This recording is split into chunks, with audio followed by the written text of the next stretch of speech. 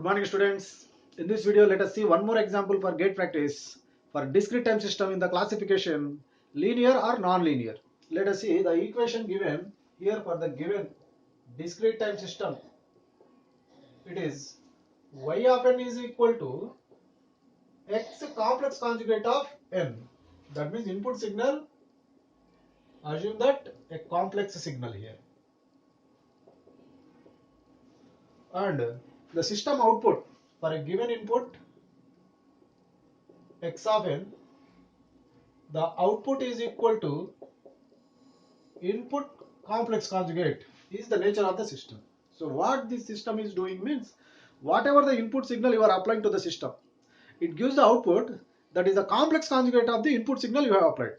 So that is the nature of the system. Here input x of n is given, so output is equal to x of n complex conjugate. That is given here. According to the relation, input output relation, we have to determine whether this system is linear or not. Let us check linearity of this system. Fine. To check the linearity of the system, we are considering superposition and homogeneity principles separately. Let us consider the superposition and homogeneity principles. First one, superposition. Next one, homogeneity principle. So before considering these two principles, I want to give some information about these mathematical formulas about complex conjugate of different numbers. If we want a plus b, let us take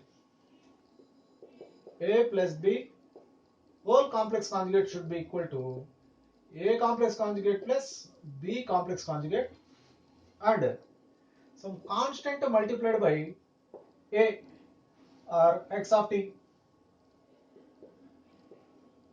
Whole complex conjugate is here. K you can take in outside. K into x complex conjugate of t you can write. So keeping these formulas in mind, let us verify the linearity of the given system. Right. Superposition principle. Here I am assuming that A and B are signals. Right. So let us see the superposition principle. In the superposition principle, we are applying x1 of n as input to the system and corresponding output y1 of n we have to derive from the given equation. That is complex conjugate of the input signal applied. That means input is x1, x1 of n is complex conjugate. That is y1 of n. Similarly, if x2 of n is applied to the same system, then the output y2 of n is equal to this x2 of n complex conjugate. Whatever the input you have applied, that input should be complex conjugate is the output. Now we are combining these two inputs, x1 of n, x2 of n, and then we are applying to the system. We are checking the output of this system. What is the output of this one means? This is the input complex conjugate. That means x1 plus x2 complex conjugate, total input complex conjugate. Let us rearrange these terms. So here according to this relation we can divide like this. x1 complex conjugate of n plus x2 complex conjugate of n we can write. That means x1 complex conjugate of n is y1 of n and x2 complex conjugate of n is y2 of n. So these two expressions we can write it as y1 of n plus y2 of n. So what we are observing means inputs are combined at the input section of the system and corresponding outputs are added. Addition of inputs resulting into addition of outputs means superposition principle satisfied by this system. So here superposition principle satisfied. Let us verify the homogeneity principle. In this homogeneity principle, first let us consider the output for x of n input that is given in the equation relation x complex conjugate of n.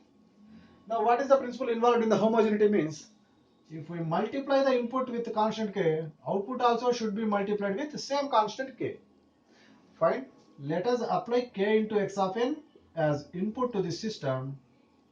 Then the output, what is the nature of the system means whatever input is applied. Here this is all input. this input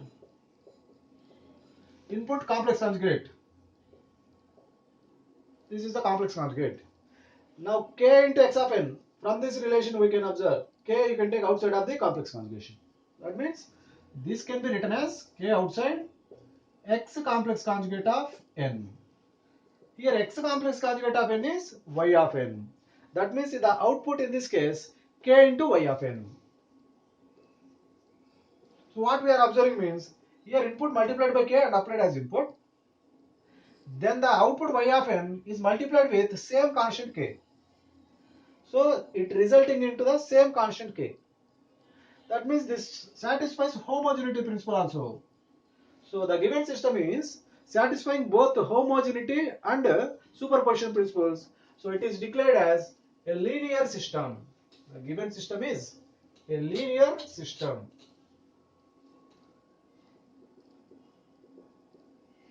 So once if you recall, we have already discussed many examples. So out of those examples, just recall once. Whenever input y of n, whenever it is modulus of x of n, log of x of n, or x square of n, all these are non-linear systems we have observed. We have verified already. Now this x complex conjugate is linear. That we can remember easily. So discrete version I have given. Discrete system deals with the discrete signals. Continuous time system deals with corresponding continuous time signals. So same signals here. For continuous version we can write modulus of x of t or log of x of t or x square of t in CT systems. Here in DT systems. Anyhow, only signal only changes. System nature does not change. So we must remember all these things before attending the examination, right?